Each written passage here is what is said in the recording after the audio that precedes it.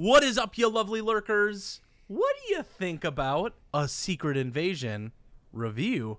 Nintendo's big Switch and Rotten Tomato finally turned 25.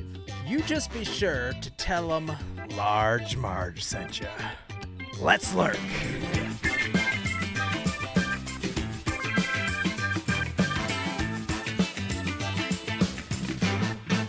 Scott, this was a really interesting week as we start to talk about our shows. Yes. It was a few months ago, 6 months ago, back when we were in 2022. All of these actors, these famous people, kept passing away, and we were talking about it on the show. We're trying to pay homage to them because it was impactful to us. And I remember saying to you, maybe the show shouldn't be a eulogy for everybody who passes away, and maybe we should just not dwell on it. But this week we had two big actors pass away. Name them for the audience. I'm gonna feel real bad for not knowing the actor's name. But it's Pee-wee from Pee-wee's Big Adventures. Okay, you can say who was in his 70s. Yeah, you and can say the drug dealer dude from Euphoria. Both of them. I'm terrible with names. Don't blame me. Paul Rubens played Pee-wee Herman for many a child, and then he did some stuff that wasn't as great. And then he made his comeback. He got caught masturbating in an adult movie theater back when those were a thing. Hold on. That's what we canceled people for back then? I'm going to go to an adult movie theater to watch adults do adult things?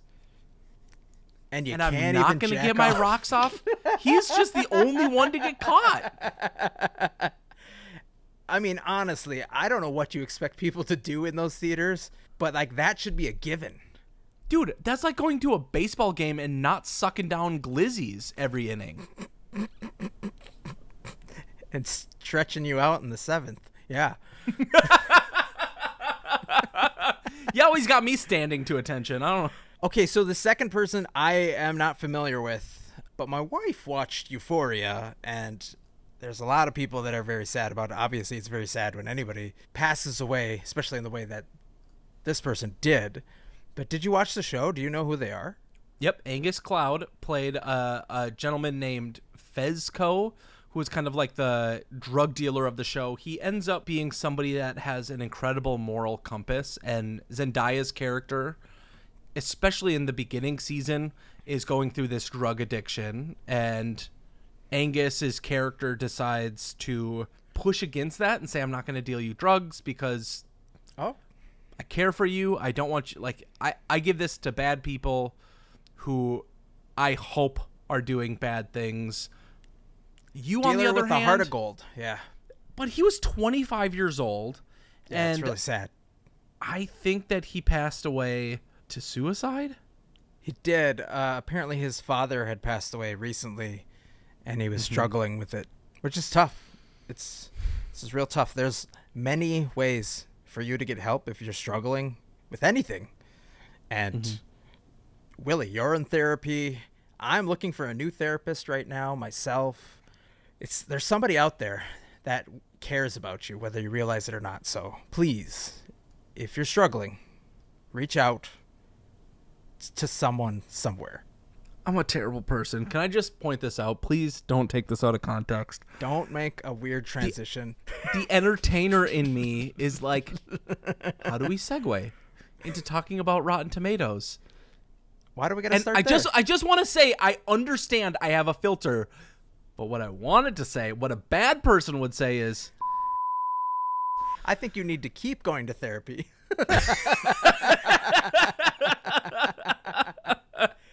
Maybe tell your future wife about that one. Let's work about. Let's don't tell her. Down. Don't tell her, Dad. Don't. All right. Well, poor taste aside, let's talk about some other poor things, like the MCU's pocketbooks after nobody gave Secret Invasion a good score. In fact, it was the lowest rated episodes in the history of Marvel's TV series, streaming series, whatever they're calling them these days. What did you think of the series as a whole?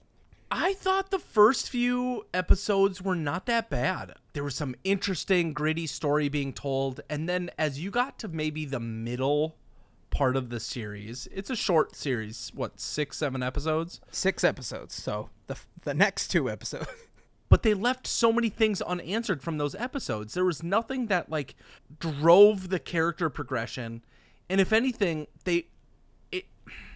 it's like they hired all the people from DC and said, you're out of a job because Warner Brothers fired you?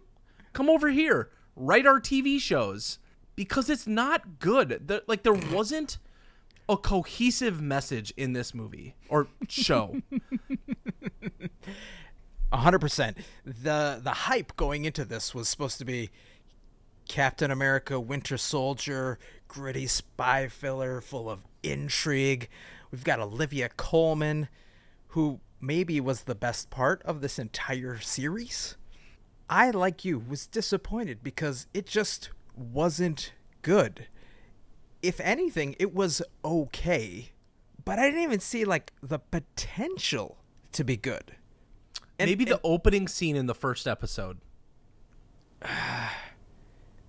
I don't know. Like, for everything that the Skrulls could be a part of or accomplish or contribute to the MCU universe as a whole, we got bottom of the barrel, low budget, where do we go from here kind of results. We got 2 characters that we've known from other movies get killed off because what, they didn't want to pay the actors, because they thought that it would move the story forward. Spoilers from here on out, if you don't want to hear about the worst MCU show of all time, you're not missing much, honestly. Skip something, I guess. I don't know. There was an interview with Kobe Smulders before the show debuted, and she said, and I quote, "This is the most in-depth I've ever gotten to go with this character since I've been in the MCU." End quote. What did they cut out? Apparently everything, because she dies in the first, 10 minutes of the show. To be fair, she's never been a character that has done much. So maybe the most in-depth is that she had a death, is that it had real stakes. But then fucking Nick Fury doesn't care. He just moves on. Yeah, He's like, it's not a big deal. And then Ben Mendelsohn's character dies. And it's like, oh, you've been one of my friends for the last 30 years, since the 90s. We saw Marvel. It didn't make any sense. It was incohesive. It moved at a very rapid pace. Now, yes, Nick Fury is this cold spy, and he's had to compartmentalize all his feelings. We get to see a little bit of them when he shows up and is actually married. And not only is he married, he's married to an alien who happens to be a Skrull, who happens to be working for the other side. It's so odd how it kind of just progresses throughout the 6 episodes. But you're right. To see some sort of humanity, to see Samuel L. Jackson break down and cry and actually grieve these people would have been nice. It would have been, I don't know, a feather expected. Yeah, in Samuel L. Jackson's cap. He's done so many things. Why can't we see him cry? Maybe his tear ducts were destroyed by that cat thing. You've got such big names. Olivia Colman and Kingsley Ben-Adir, who was in... So weird to see him in Barbie after I watched the finale. I know. I think he did a fantastic job. The final scene of this show, where he's kind of screaming at Amelia Clark playing fucking Gaia. Nick Fury. Oh, God. No, So Talos' daughter. Yep. He's doing the absolute best with that acting job. All I was thinking was bro, don't touch Samuel L. Jackson like that. I don't think he likes that. I will admit, Samuel L. Jackson did, at least with the stuff he was given, maybe this is just a bad script, but he did have some really good redeeming scenes where he acted as Nick Furious as he could be. But yes, for such a heavy cast of talented, well-known, well-paid actors. We got table scraps, and it is deserving of all the trash that it is being talked about it right now, because I think number 7 right after is a She-Hulk episode, which a lot of people probably gave some good criticism to, but at the end of the day, like, if that was the series that people did not like, this is now the new least favorite by a mile. I'm ready for something bigger, for something new. Are you ready to make a switch? No, I think that's Nintendo's job. A job that they said is definitely going to happen by the end of next year. Willie, how often do you play with your current Nintendo Switch? When I walk to Target and I walk by it, I go, I should buy one of those. We've now had, 3 iterations? We've had the original, we've had the Lite, and the OLED in all its various forms. We are coming out with, I don't even know if it's going to be called the Switch. It might be called, they've had the Wii U, so this will be the Switcheroo. Switcheroo. What was that voice? Oh, no, they're going to... Don't. I'm trying to be an idiot. Leave it in. I'm trying to be an Italian. We're going to have the Switcheroo. That's what it's going to be called. No. It comes with a pack of Dunkaroos from the 90s. And they are very toxic at this point, so please don't eat them. I think this is going to be a response, hopefully, to the SteamDeck. Have you heard of it? Have you read about it? Yeah. I think The Verge had an article that was talking about the Switch being its previous gen console and then moving into something new. The Switch U. Switcheroo. We're calling it the Switch. Yeah. But they're saying that it's meant to compete with Xbox's new console, with the PS5, with the Steam Deck. I have a coworker that has a Steam Deck, and every time I look at that thing, I'm like, just get a computer. It is a computer. We just got one for my nephew for his birthday. Did you? He loves it. He absolutely loves it. He wanted a gaming computer or a gaming PC, and I said, why? He didn't have a good answer. He's 14. But okay. I was like, hey, what if I could give you all of this gaming power in something the size of a Switch, or relative size of the Switch? So you could kind of take it on road trips and whatnot. And he's like, okay, because he's 14. Fine, I guess. Thanks, Uncle Scott. Love you, Dylan. Anyway, he opened it up and he was like, wow, this is really cool. This is bigger than I was expecting. Like, and I was like, can I just, maybe take a look at it real quick? Because I don't own one. Let me just check to see if it has batteries in it. I held it for maybe 30 seconds and I was like, I should get one of these. It's That's cool. about as long as it takes me when I'm holding it too. Yeah. You should get one of those, Willie.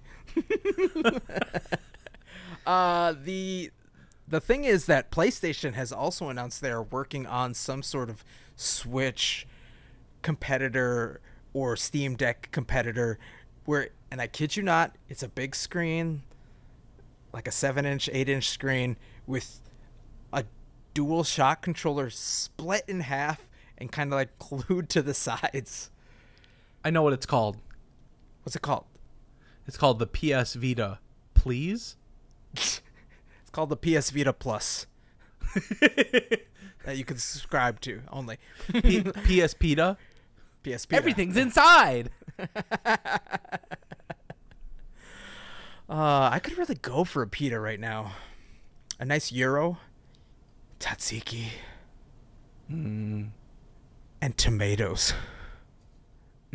Fresh ones, though, not rotten. Like our good friends over at the website celebrating its 25th anniversary. We have You're celebrated friends with them? Oh, yeah. We go way back. 25 years. What the hell? You're the one who said I was the smartest one. I never said Willie was my smartest friend. Oh God, I've met Chris and Vince. Yeah. Jason. His name is Jason. Thank you. Oh God, this is gonna be the one episode he chooses to listen to, and he's gonna be like, "The fuck, man? We've hung out so many times." Oh man. So, thank you, Rotten Tomatoes, for being the review site that you are. You have influenced me to both see and skip many films because I remember being younger before Rotten Tomatoes existed, and you would just be like, "Oh, this trailer looks cool. I'm gonna go see it." And you'd walk out and be like, "That's 2.5 hours of my life I'm never getting back. Why did I pay $8 for this?" Do you remember how many times you'd have to just walk out of a theater and be like, "That movie was trash"? Yeah, a lot. It's like back in the day. I'm so sorry for everyone who is young. But when you would buy a CD and there'd maybe be like 2 songs that were good, it'd be like, "Why did I pay $20 for this?" So yeah, thank you for that. It was a tough time. It was a real tough time. They've got 2 lists on here that I want to do a quick little review for. They've got their critics picking the best TV shows and the best movies of the last 25 years. We're going to go through 10, and I'm not going to make this real long. It's going to be quick because it's going to be, this is what they say their top 10 are. Do you agree? And let's start with your top 10 TV shows over the last 25 years. Number 10. Rotten Tomatoes says number 10 is 6 Feet Under, with 81%. Number 9, Lost, with 86%. Number 8, Twin Peaks, with 94%. Number 7, with a lower score of Rotten Tomatoes, Game of Thrones at 88%. Number 6, something called The Leftovers at 91%. Number 5, Succession at 95%. Number 4, Mad Men, 94%. Number 3, The Wire. You guys should have picked me in subjective. Honestly, it was right there at 94%. Number 2, The Sopranos at 92%. And number 1, Breaking Bad, 96%, fresh. So, out of all of those things that I just read, here's what didn't make it. At 11, 12, and 13, Fleabag, Ted Lasso, and Better Call Saul. Which all of those, I think, are shows that you like, right? Yeah. But what about number 17, Stranger Things? Easily in my top 10. Easily in my top 10. Even more so than that, there's a lot of shows that I think they didn't have the same, like, cultural smackdown, but to me, they have bigger implications. Yeah. The West Wing being 20th. And number Office? 19. Yeah, The Office at 19. Which all this means is that I have to go back and watch whatever The Leftover is. I certainly eat them all the time, but this has got Justin Theroux, Amy Brenneman, Christopher Eccleston, and Chris Zilka. Directed by Damon Lindelof. So a Lost connection there. I probably would like it. One of the things that everybody at work says you have to watch this show, and it's something that, as I look through this list of 25, it's one of the highest rated, Atlanta. Oh, it is on my list of shows to watch as well. Donald Glover, Brian Tyree Henry, Zazie Beetz, all of those people. I like them in other things, so why would I not like them in this show? And it's I don't like their list. I think their list is shit. 98% fresh, which beats every single show in their top 10. It makes no sense. What is your Rotten Tomatoes score for Rotten Tomatoes top 25 TV shows? I'm going to give it a 76. 69. Just keeping it real. Their critics now have picked the best movies of the last 25 years. Once again, they have 25 on this list. We will be going through the top 10. Number 10, The Social Network, 96%. The Matrix at number 9, 83%. Pan's Labyrinth at 95%.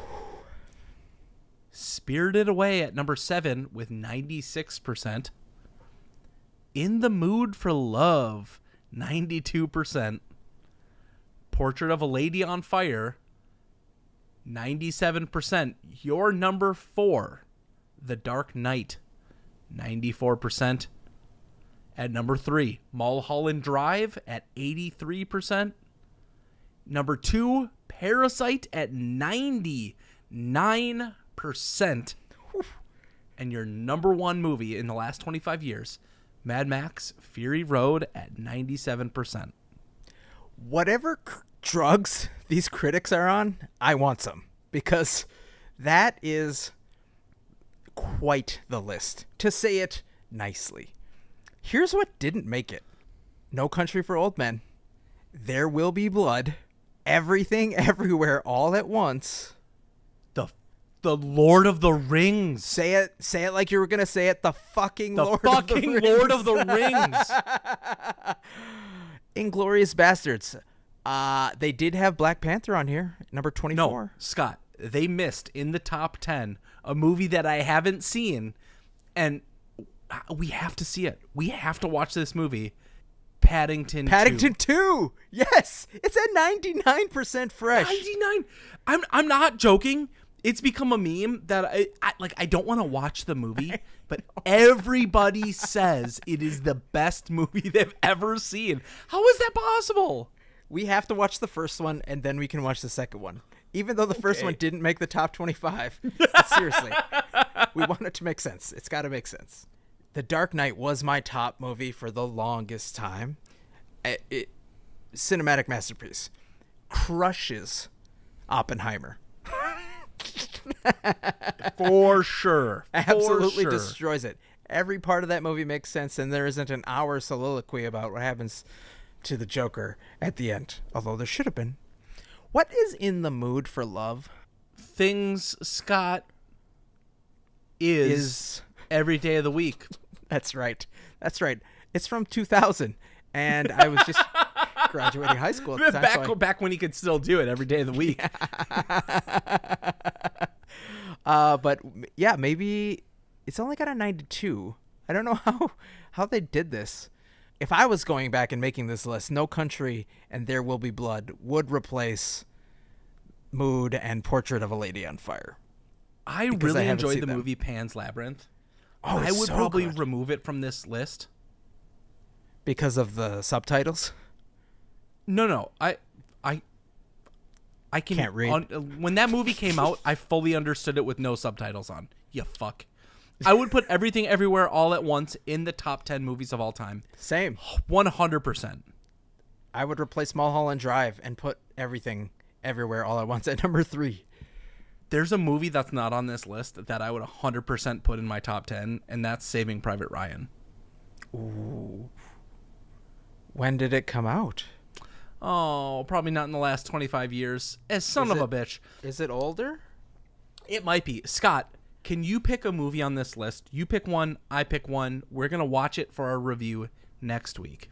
I feel like because it got such a high rating that it should be the one I watch. So I'm going to choose Parasite. Son of a bitch. I'm going to watch Parasite too.